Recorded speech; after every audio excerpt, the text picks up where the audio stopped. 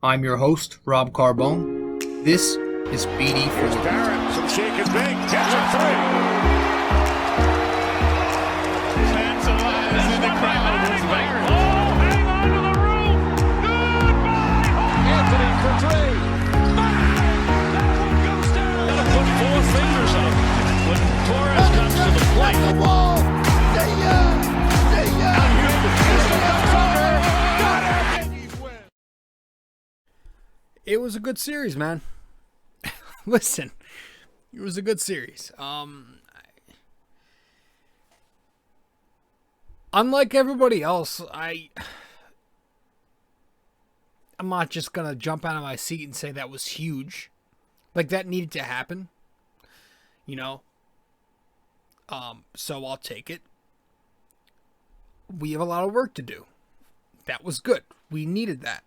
If we were to take 2 out of 3, no. I wouldn't be one of those. I'm not one of those guys who sits and settles. Like, we're at a point now where we need to dominate, and we did that. So I'm going to give them credit for that. Hopefully we can keep it going. The Toronto Blue Jays, I think they're a very mediocre team right now. I think they're overrated. I think they're good. They're on the ups. They're coming out of a rebuild. But I do think the hype is so much right now.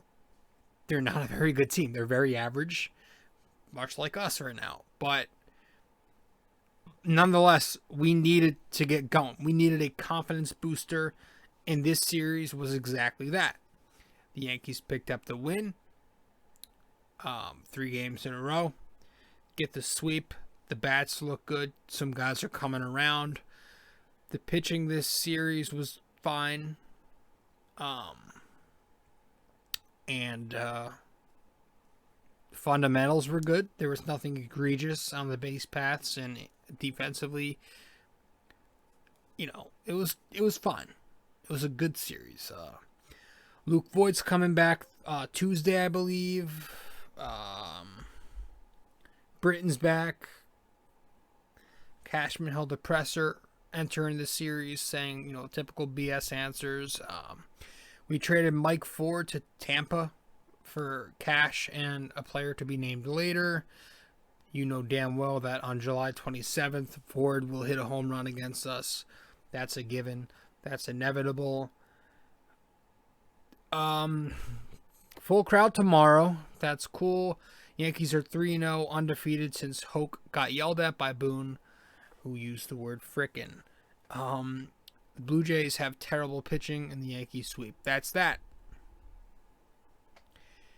I don't have too much to say. I'm just very, I'm in a so-so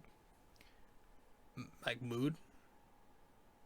I'm happy we swept, but everybody, I feel like everybody's like, yes, that was huge. We need to keep it it was good. But we have a real team coming up in the Oakland A's next.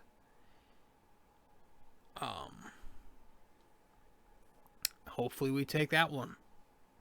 Hopefully we sweep. I want to start dominating. I'm done settling. We've been so boring and average all season. That's being nice. That I'm ready to see us step on throats. The Oakland A's are not the Jays. The Oakland A's are an actual good team. They have 42 wins. They are at the top of their division, which is a division that consists of some good teams. Let's if you want to prove something, this wasn't the series to prove it. This was the series to get your confidence up. Proving shit, you're going to have to do it against the Athletics tomorrow and this weekend. So, this is the series I'll look like. Everybody else is taking this series as a big, okay, that was a good test we passed. No, the test comes against the A's. This was like a pre-warm up. If we were to get hot, this is something we needed. The A's series is what I'm going to be looking at. But yeah, I'm going to give credit. We picked up a nice series win. I think I found the formula for this. I think on days that I do not bet, the Yankees are better. I should keep track. I think I'm going to start keeping track because I very much feel like whenever I do not make a bet, whenever I don't place any bets, whether that's an NBA bet, MLB bet, whatever kind of bet, the Yankees always end up doing better on nights that I don't make any kind of sports bets. I'm going to start keeping track of that, and it's pretty interesting. Maybe that's like a sign from God. RJ, stop frickin' betting. I don't know. We have a guest tonight, guys. Earlier today, I mean Thursday, June 17th, Greg and I had a conversation. Greg is from Yankee Crazy Podcast. I've had Greg on the show once or twice before. So we had a conversation earlier today before Game 3, before we picked up the sweep today. We had a conversation earlier today. So it was, on the Yankees, the state of the team. We talked for about 25, 30 minutes. So hope you guys enjoy that. We're going to get to that pretty soon. And then once we get back from that, we'll come back here, briefly recap the series, talk about some things, get to the NYK question of the day, and we'll wrap it up from there. So it might be a quick episode. I'm just tired. I don't have the motivation to talk Yankees. It's unfortunate. It's like this season has kicked the motivation out of me so much to where like a sweep doesn't even do it anymore. Like if they were to get really, really hot, that's what it's going to take to get me to like be motivated again. But right now I'm just like in a blah state. Like they need to do so much more for me to buy in. And that's kind of what we talked about, Greg and I. So, good series.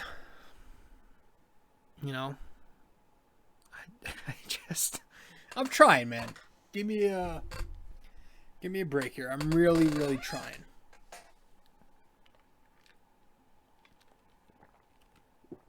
All right.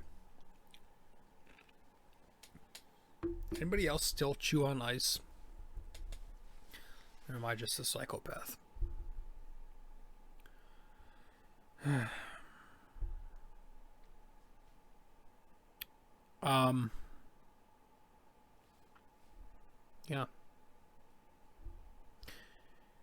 Let's get to break.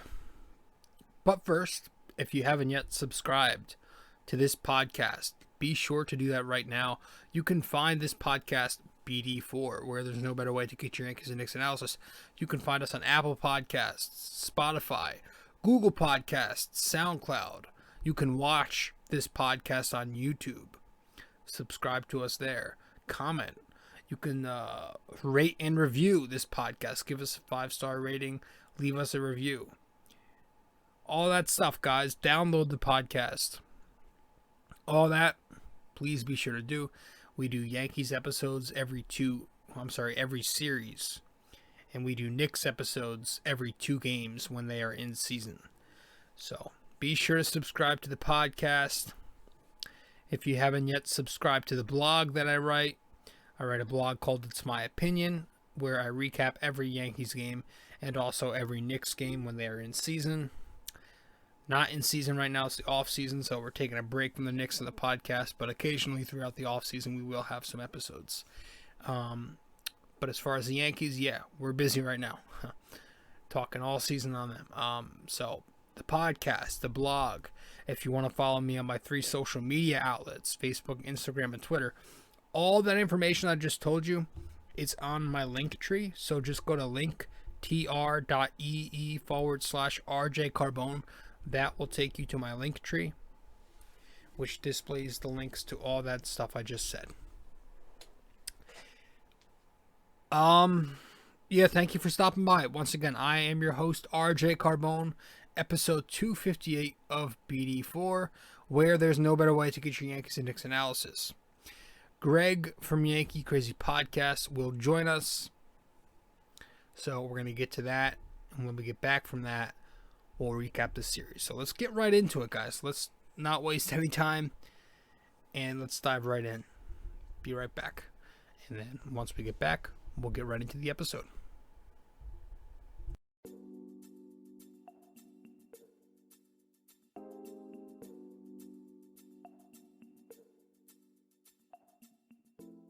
I can hear you. I am so sorry, dude. Dude, no worries. I've had a fucking hell of a morning. Dude, don't stress. Don't stress at all, man. I luckily had a light day because of the heat. Yeah. So we're good, man. Don't stress for me. Guys are hitting 110 over there. What's that? 110. I thought you were talking about a batting average. Someone Yeah, hitting right. 110. I mean, it's like, pretty that much sounds the like same Greg over Gardner. But yeah, we are hitting. Yeah, I think it's like 110 today. That's Crazy. crazy. Yeah, it is. All right. I don't want to waste. I mean, I would, talk, but might as well dive right into it because I know you got limited time. So how's this video? you're good. Your setup's good. I'm good. Okay. I can see you and everything. So Cool. Let me finish this. yeah, man. It's kind of weird. Like I wanted to like vent and rant. And so it's like I don't know what to do right now. Yeah, I hear you. And it's like we come off of where it looked so dismal, the losses, getting swept, and you kind of knew they were going to do this. Like that's the way the season has been. It's like looked horrible, terrible. The season's over, and then they grind out these 2 wins, which were really gritty performances. I thought they guys showed up where, the other day I think it was game 1 against the Jays. Yeah, it was game 1 because they put up 4 runs or 3 runs in the 4th. Yeah. And I felt like it was, here we go again. Same old story. They're going to drop this game, but then they come back, they win it. Last night, obviously, Gerrit Sanchez comes up huge with that home run. And that now you're like, oh, wait a minute. They just beat the Blue Jays, who have such a really good offensive team, AL East foe. And now you're like, all right, well, what's going to happen? Where is this team going? Yeah, man. It's so bizarre because the Blue Jays before this series, they just dropped 18 runs on Boston in a game. And then the Yankees, on the other hand, just got swept by the Phillies. They swept by the Boston. They were not doing good. And it's 2 games, so I'm not gonna take that and run with it. But like, I guess like I was texting you, we kind of have like 20 something games between now and the deadline to figure out what we want to do. Yeah. And so guys are getting hot offensively, which is a good indicator. Like you got DJ, a bunch of multi-hit games in the last week. Obviously Gary is, existing now. He's hot. Andujar looks good. So guys are hitting. Even Brett Gardner is coming along a little bit. Right. So if that can happen, and if we can run off like, I don't know, keep winning 7 of our next 10 until the deadline, maybe you're talking about buying. I don't know. What do you think about this whole sell or buy thing that's been running out there around the fan base? Yeah, I think you're right that it's this before the All-Star break, I think is make or break. And like you said, some of these guys are starting to come around. So, maybe this is going to continue and they're actually going to show up and, pitching might go back to being pretty solid like we had that nice streak of. And this, before the All-Star break, is going to be telling what happens. And I guess the big indicator will be how many games back they are.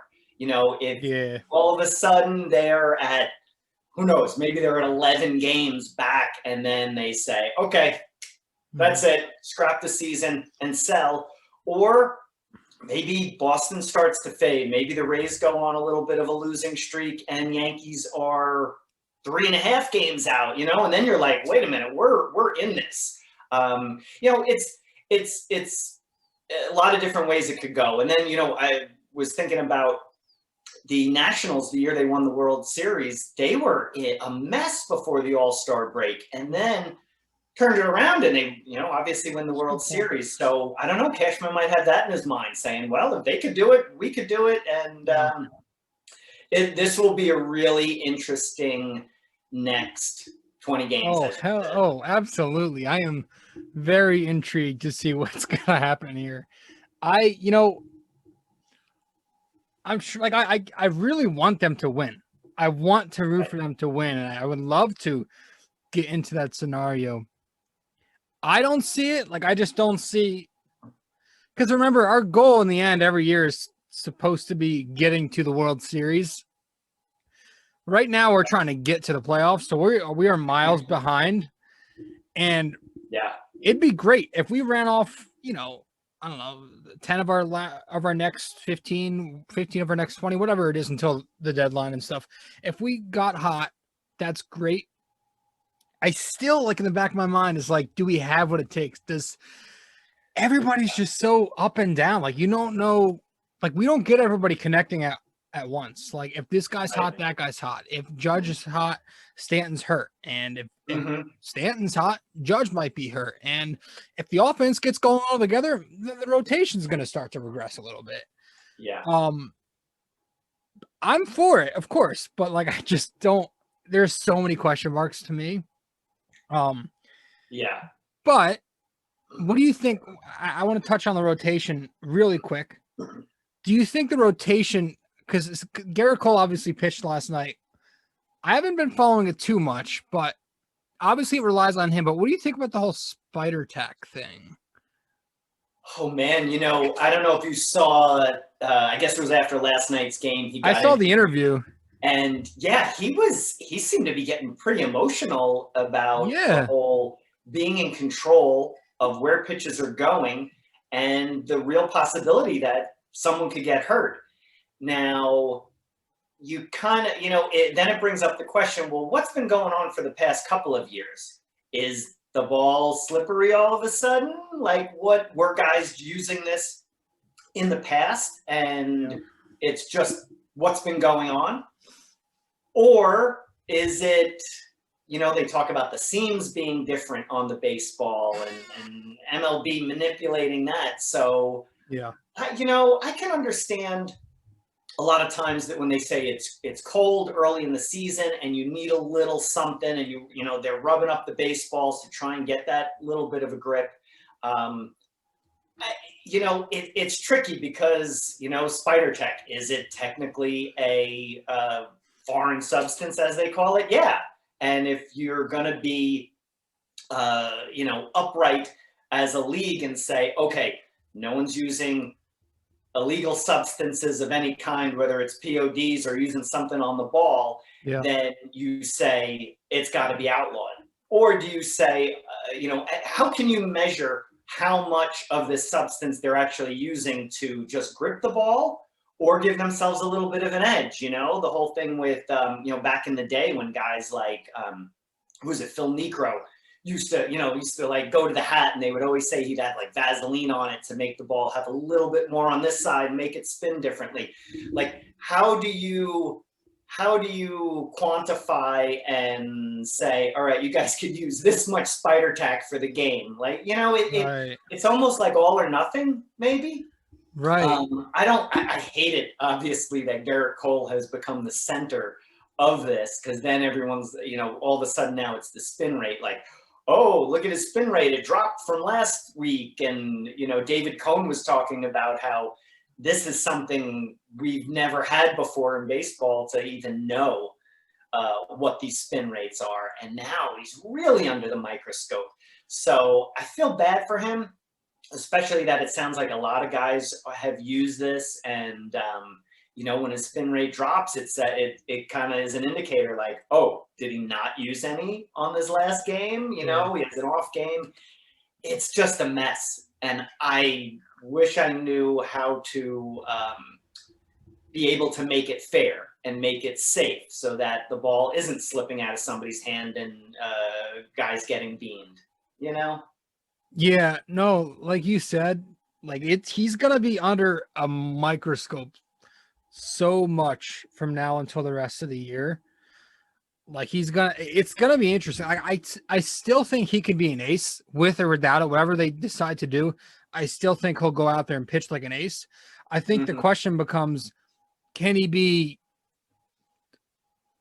a top-notch ace, like best in base, like a top 3 pitcher in the game, Right. or is he just going to be a very, very good pitcher? Like there's a difference. So that's what I'm very curious to see. And like you said, Cone was saying last night, the RPMs are down on the spin.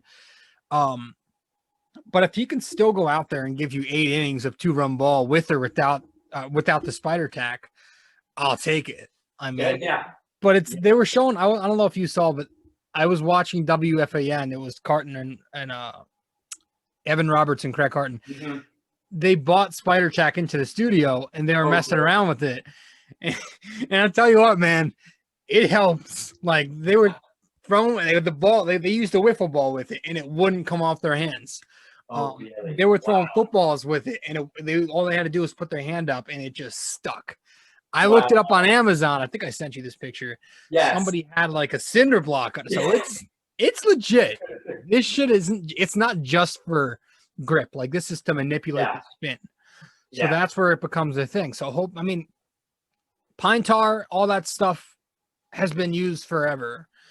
But I think when it comes like this level, when you're using something this drastic, then you have to kind of tone it down, and it's going to be interesting to see what they do. Tyler Glasnow has been one of the people affected by it. He said he got hurt because of it, the pitcher for the Rays. Right. Obviously, Trevor Bauer is one of those guys who's not afraid to admit that he uses a bunch of shit. So it's something to keep an eye on. It's something I think is definitely going to affect Gerrit Cole. I'm not – it's up in there. You know, we're going to see how much it does, I guess, from here on out.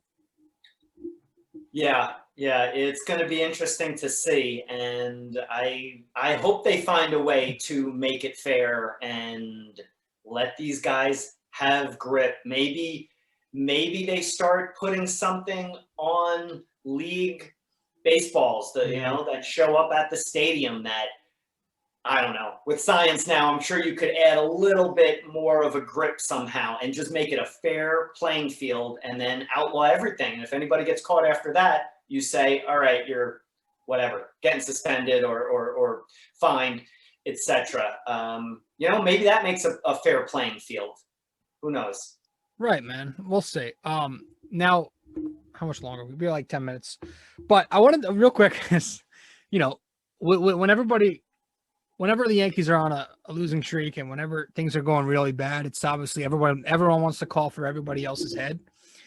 Yes. If we continue to lose, if we don't get hot and this 2-game, win streak we're on doesn't sustain, and we just continue to be what we've been all year. And by the deadline, we're, like you said, 10 or 11 out and barely 500 or something like that. Do you make a change upstairs? Do you make a change in management?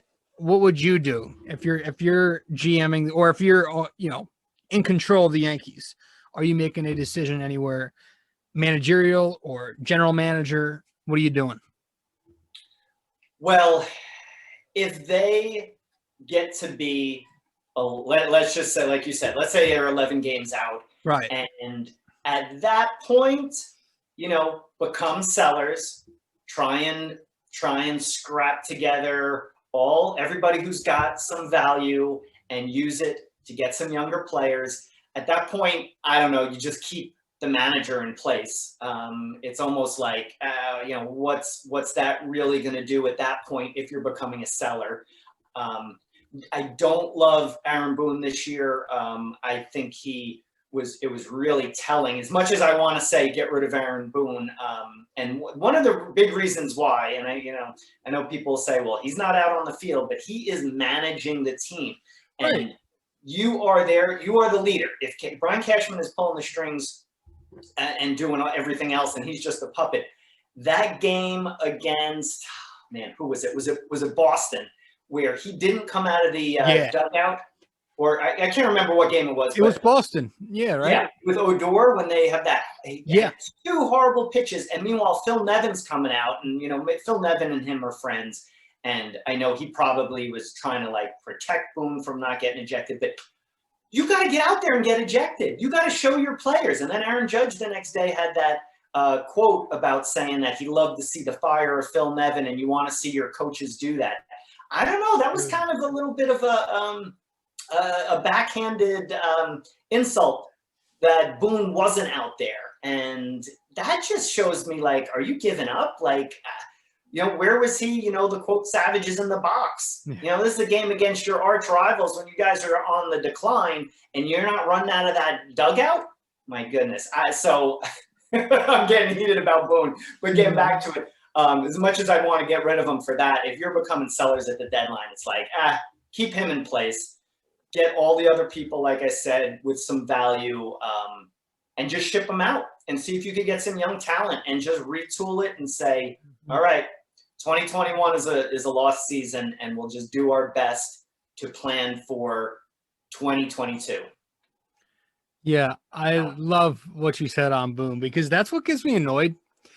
Anytime anybody starts giving Boone some criticism, there are always the select few people who are like, well, it's on the players. It's on the players. At that point, what does the manager do then? What's he there for? Why is he there? If it's always going to be on the players, then why is there a manager? Right. Like, there's a manager for a reason.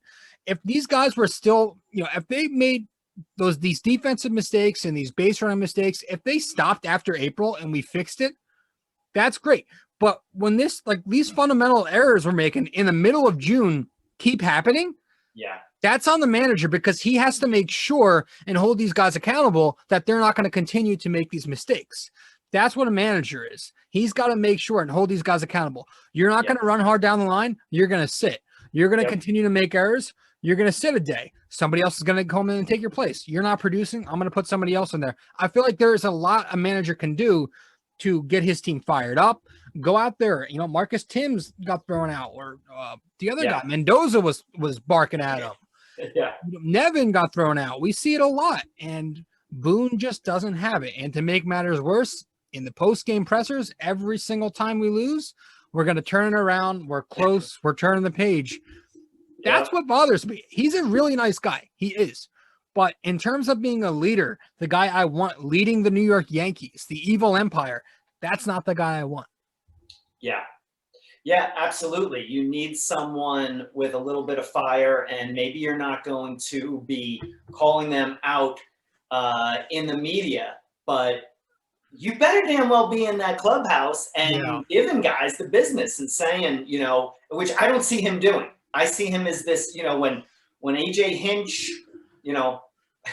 didn't really win the World Series, but when the Astros did, and then the Yankees were like, "Oh, great, we got to get a players manager. We need someone who's going to be nice to everybody, because Joe Girardi wasn't. He was a little mean. These guys can't take it because they're soft. No. You need someone who's going to be a little bit of a jerk. This isn't kumbaya.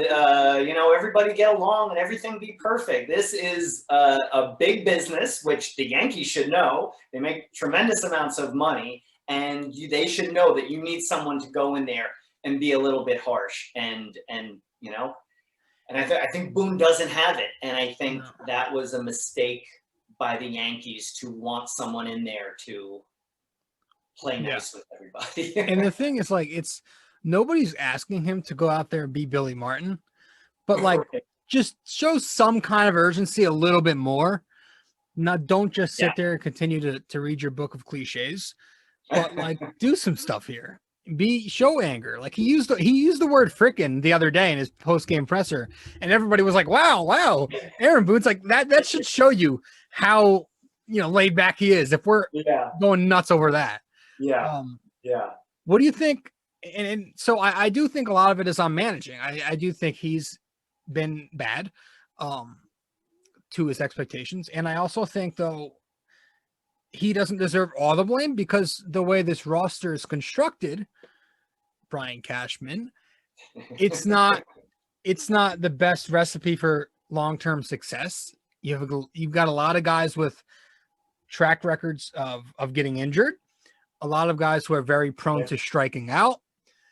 We got so many guys playing out of position. We don't even have a left fielder. We don't have a first baseman, naturally. It is so bizarre, just the way we're constructed here. So what's your opinion on the job that Cashman has done and the roster construct? I would like to hear your take on that real quick. Yeah, I think, who was it? Was it, I know in the press, was it when the Yankees played the Red Sox that Sunday night, A-Rod had talked about Yankee Stadium forever, with the short porch and right. Yes, the lefty. Left-handed batters. And that's the way they have been constructed. And they've blown it on that. They don't have that power bat lefty. It's, it's all right-handed batters besides, you had Hicks, who is out. You got the captain, Rugi. Yes. Left-handed bat. And you got Brett Gardner. And it's like, really? Is that what you guys have done? And they should have gone out. You look at those teams. I always go back to the dynasty years of the 90s when Joe Torre was there and how balanced that lineup was with lefties and switch hitters and righties. And that is what you need. And to go out and construct this team just like, oh yeah, we can get a really good deal on Giancarlo Stanton when maybe we don't really need him. Sure, yeah, get it, because he's a bargain. It's not, I don't know. Brian Cashman can be very, very good at making deals and getting some players, and then all of a sudden a guy like Gio Urshela out of nowhere, and it's like, oh, Cashman the magician did that one. Even. Here he comes. But overall, you look at Cashman, hasn't been a World Series since 2009. You haven't built a balanced lineup like we just talked about with a few big left-handed bats you should have in that order. And his starters like you, I always think about what you said. You say, oh, this is the ceiling that could be, but it's very low. Is really low. Yeah. I love that expression that you came up with on that, because it's so true. And it's like he just rolls the dice with these guys, and it's like, ooh, he could have a great year, but he could be horrible. And I don't know, Brian Cashman, for all of like those really good deals, there's been a lot that haven't worked. And look at this team. It's proof that, even though these are the nice 2 wins he's has grinded out, I think the same problems are going to come up, whether it's August or maybe they squeak into the playoffs and it's another first-round exit. So I think, as much as they say, with a manager that the message isn't getting through and you got to make a change, I think you got to get a new GM in there to start building this balanced order and lineup that is conducive to Yankee Stadium. So I think he's really got to go. And I don't even know what kind of contract he has or when it's up, but got to make a change, unless Hal Steinbrenner just loves him and is like, he's the GM for life or something, which makes me think that could be the case because, he should be in the hot seat as well as, probably more than Aaron Boone because, Cashman has constructed this team. Boone hasn't. And you look at, Hal's given him $200 million to work with every offseason. And to put a product like this out there, and you look at teams like Tampa Bay, they don't have a huge payroll. Look at the San Diego Padres. They don't have a huge payroll. All these teams, low market, but they have young talent who is hungry to win, and they built a team based off of defense, pitching, and they get those timely hits. So I agree. I think it's on a little bit of everything. You can blame Cashman. You can blame Boone. You can blame the players. I really think it evenly spreads. I don't like to, everybody likes to point it at one person. I think it really goes all around. You can make so many cases for so many different guys in the organization. So hopefully we get hot. Hopefully we get hot. Yeah. I just don't know, man. I'm not like trying to jump too far ahead. But yeah, we'll see, dude. We'll see. Exactly. That is it with this team. You have to say, we'll see what happens. In some weird, crazy way, I was thinking, if they lose and become sellers at the deadline and bring some young guys up and just say, go out there, let's see what happens. that could be exciting. It could be horrible too at times, but maybe it's exciting, like the way, 2017 turned out to be a little bit unexpected, and, Yankees outperformed what they were really supposed to do. We'll see. I don't know. Easy for me to sit here and tell these guys how to run a team. But one of the things, one point I just want to make is something that you had brought to my attention was about the culture of this team. And the culture, it starts at the top. And, Hal Steinbrenner is not his father. Not that I think George Steinbrenner was perfect, but he wanted to win. George Steinbrenner wanted to win. For all his flaws and like ridiculous things he did, the guy wanted to win, and he set a standard in there of winning. He should have never played GM, and we saw when he was not playing GM how great of a team they constructed. But he set the tone. He said, "We are winning. It's World Series or bust." And Hal Steinbrenner's like, "We make a big profit or bust." that is his bottom line. Where do you think he is right now? You think he's on the beach in a yacht? Oh, he's probably in his mansion in Hawaii, sipping a cocktail and going, how many games out are we? Who are the Yankees? Yeah, I don't know. So that's why I think like major overhaul of everything. But Hal Steinbrenner, he owns the team and he's not changing it. And unfortunately, I think, he wants to stay in that luxury tax. And I think you don't have to go over that to have winning teams like you brought up, like what the Padres are doing now and what the Rays seem to do every year. But get better people in charge, and whether that's, I don't know anything about the management and how it's constructed, but, as a team, maybe it needs a whole management culture behind the scenes overhaul. Maybe you need the GM out of there, and you got to get some new blood in there who are hungry and they want to win. Not that I think the current people don't want to win, but I don't know. Maybe there's some complacency where Cashman's like, I got a job. I can try and do some things, but we don't win a World Series. We don't win a World Series, Real quick. I don't think it's that they don't want to win. I just think they have a very entitled mentality. They think to themselves, we have some switch that we could just turn on when we want, and we'll get hot eventually. And, let's just wait until the playoffs. I think that's what their mentality is. I don't exactly think it's that they don't care. I just think they think they're bigger than what they are, Right. I think everybody cares on some level, but I think if you made some changes, you could get people in there who are really hungry. Like, the way teams get in, bottom of the ninth in the playoffs type hungry, not okay, we did the best we could and we are trying to win, but, sometimes you need the new blood in there and you need to make a change. Focus level's not always there. Yeah.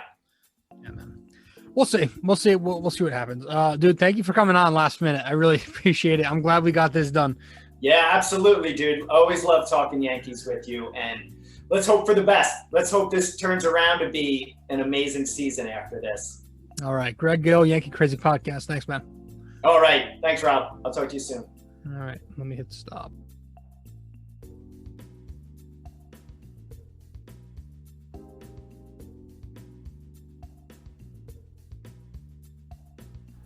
All right. So, hope you guys enjoyed that conversation, by the way. Greg is becoming a frequent guest. I think we've had him, this might be the third time. To us, that's frequent. We don't have guests often, so. Yeah. Hope you guys enjoyed that conversation. It was last minute, too. Like, literally, I just came home from work.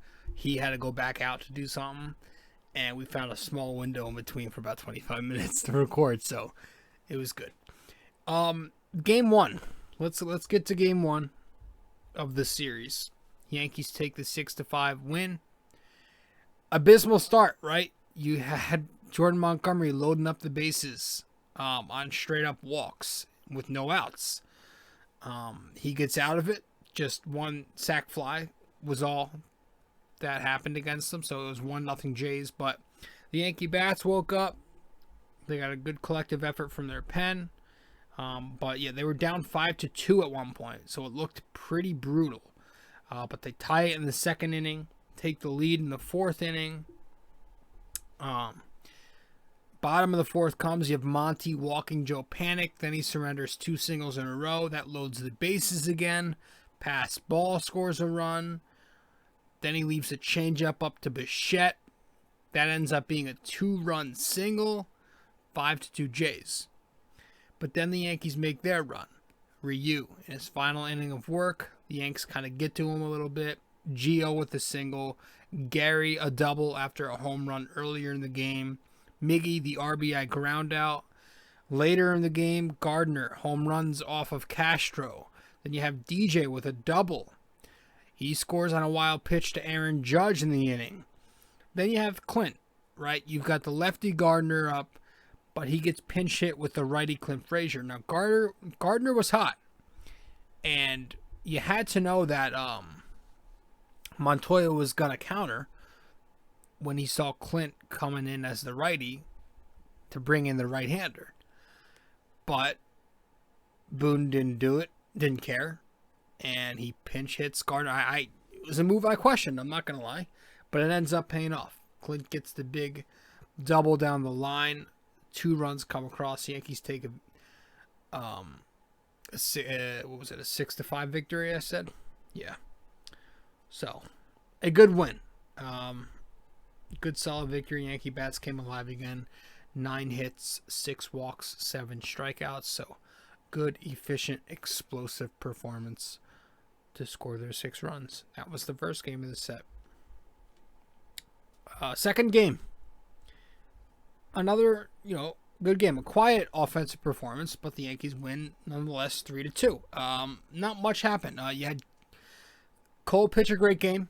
8 innings, 2 runs, 4 strikeouts. So Cole was saying the RPMs were still a little bit down. You could tell, too, if you watch the game, Cole didn't have the control he usually has. His command was way off. He was having a hard time gripping the ball. You could see it, and he said it. If you watch the post-game interview, he was getting emotional about it, man. He was talking about how, for Pete's sake, we need better grips, and he wants the MLB to talk to these guys. He wants a conversation about this new sticky substance rule that the MLB implanted, and I don't know, man. I'm trying not to. I fucking hate when one story becomes so big and everybody starts talking about it. It's just, just don't cheat. How about that? Don't cheat, and you won't become so used to cheating where it's annoying. Maybe if you didn't cheat to begin with, you wouldn't be so obsessed with cheating that it'd bother you when you didn't cheat. Just don't cheat. That's my take, and I really don't give a shit to talk about this whole thing. I'm annoyed enough as it is. Just don't cheat. I'm sorry.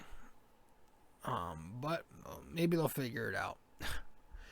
The Yankees win this one, though. They've got another good pinch hit decision. Aaron Boone didn't start Gary, despite the big game before, but he pinch hits Gary for Higgy later in the game. Gary gets the big home run. And then he makes a big play later in the after that when Chapman pitches, ground ball to Chapman, he goes home right away. But Sanchez guns down the runner at third for a big out. So Sanchez had a good game coming in late, playing the rest of the game, 3 or 4 innings from there, and providing the big boost. That was the second game of the set. Third game of the set, Yankees pick up the victory. 8-4. So this was the sweep in Buffalo. Michael King pitched decently, like he usually does. He's never outstanding. He's just bleh. Man, we need a 5th starter badly. Shit. Yankees turned a crazy triple play in this one to get him out of trouble. It was their second triple play this season. almost their third, because didn't they almost have another one a few weeks ago or something that they overturned or some shit like that? I don't know, but this was a really odd triple play. It was I wrote it down. It was a 1-3-6-2-5-6. A 1-3-6-2-5-6 triple play. Just awful base running by the Blue Jays, and good fundamentals by the Yankees defensively. Got to give them credit. They executed, so give them credit. Gio Urshela hits a home run in the third, 3-0 Yankees. Game's eventually tied in the fifth inning. Then the Jays take a lead 4-3 when you had Gary lets the ball past him. Runners go into scoring position. Then Chad Green gives up a big hit, 4-3 Jays. But then Stanton gives New York the lead in the seventh with a big home run that he knew was out. He hit it. It almost looked like he thought it was foul, but he just did the stare. He knew it was fair. He knew it was a home run. He knew it was a blast. But the way he looked at it, it made me think, oh, was it a foul or something? Because he just stood there and just like looked, and he started walking. He just like pimped it so nonchalantly that it made it look like it was foul or something. But a big fucking home run gives the Yanks the lead in the seventh. Then you get Chris Gittins, a big pinch hit. Was it a single or a double? I don't know. It was a 2-run hit in the seventh inning later on. So another big move by Boone, pinch hitting there. He was 3 for 3 with his pinch hits this series. So give credit. And yeah. Gittins later on, a sac fly. But Judge in the bottom of that seventh inning robs was it Biggio of that home run. One of the better catches I've seen Judge make in the regular season, at least, of his career. There was that significant catch he made against Cleveland in the 2017 ALDS. And but this was an impressive catch. Chris Gittins sac fly in the ninth. Britton closes it out tonight, and that was it. The Yankees win. So, yeah, again, a good series. Good fundamentals. Offense continues to show some life. We scored 5+ runs now in 7 of our last 9 games. Gary is hot. Gio has it going. DJ has it going. Gardy is hitting. Stanton has gotten it together again. Judge is on a little bit of a cold spell, but I'm sure he'll be fine. Odor is somehow still on this team and not on the moon. Who else? Clint Frazier. Interesting how he got the big double. Hasn't played since. His future is bleak with this team. I'm starting to think the Yankees just aren't going to play him anymore. And Miggy's doing a serviceable job. You know, he's kind of Wally Pippin, another guy. That whole thing has been fucking crazy, hasn't it? You got Brandon Jury. Then he gets Wally pipped by Miggy, who gets Wally pipped by Gio, who now Miggy is Wally pipping somebody else who started this whole Wally Pippin thing. Fucking weird. Yeah, Gary's hot. Gary's really hot. Had a nice hit tonight. Like I've been saying, if he sits around 230, if he gives me an OPS around 800, I will take that from a catcher. That's elite. I saw some moron on Twitter say it's not shocking that Gary's hitting well because he's always been an elite hitter, and I just fucking lost it laughing. Some people say some crazy shit. Tell you, social media has there have always been stupid human beings in this world, but social media has exposed that. Oh my! Now you could say something completely stupid, and people on social media will just say some bullshit sentence to make it sound like they're back in their statement with like. God, people are so fucked. Like, analytics have fucked people into thinking stupid shit. He's not. He's been a terrible hitter. But like, if you're an analytics guy, you don't believe in anything competent. Like, you just, like, a lot of those analytics people don't believe in hot. They don't believe in clutch. They don't believe in coming through in moments. Like, it's fucking bad. And they think that hitting 140 is elite. And they say that he was only hitting bad because he got hurt. It's all bullshit. That's fucking bullshit. The bottom line is he was not good for a long time. You know, after his first 2 seasons, he had a really bad year. You can't sit there and tell me that every single year outside of having a good year, he was hurt the entire time too. Fuck. People are so stupid. He's having a good stretch right now, and I will give him credit. But to tell me he's always been an elite hitter, that's probably showing your age. That's probably showing that you're most likely under the age of 25. Most likely under the age of 20, I'd even go. Can't fix stupid. Listen, he's good. I'll take it. If he sits around 230, 800, I will most likely take it. I don't fucking know what else to say. It was a good series. Oakland is next. They are very good. This will be a series I take serious. But the Yankees did need this one for some optimism, and they need the next series, though, for legitimacy. So we'll see. Still stand by what I said. I completely stand by what I said. No settling. It's time to get really hot. And like I said, entering the series, coming into Buffalo, I said of these next 25 games, I would like the Yankees to go 17-8. I'm pushing them to really get hot here, but they unfortunately put themselves in that position. So right now, to go 17-8, we are off to a 3-0 start. So can't get any better than that. Good, solid series.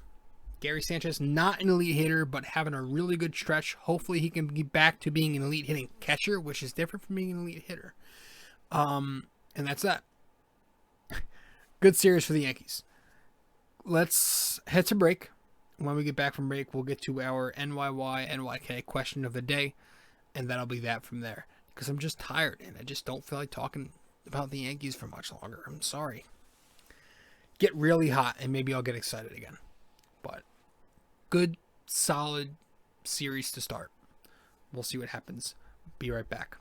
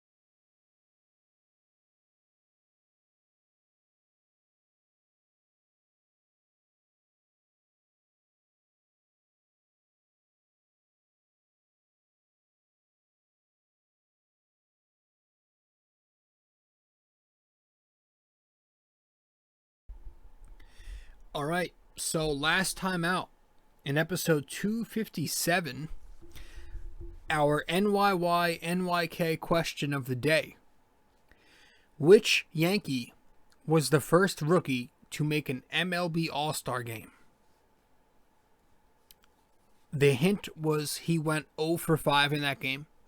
Don't know how much of a hint that was, but the answer to that question, which Yankee was the first rookie to make an MLB All-Star game? Joe DiMaggio.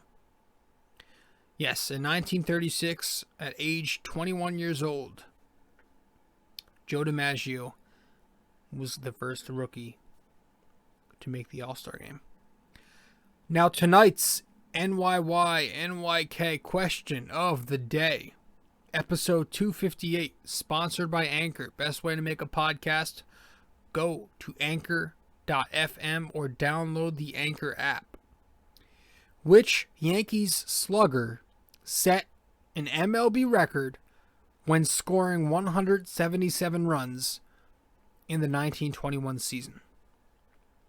All right, so one last time, which Yankees slugger set an MLB record when scoring 177 runs in the 1921 season?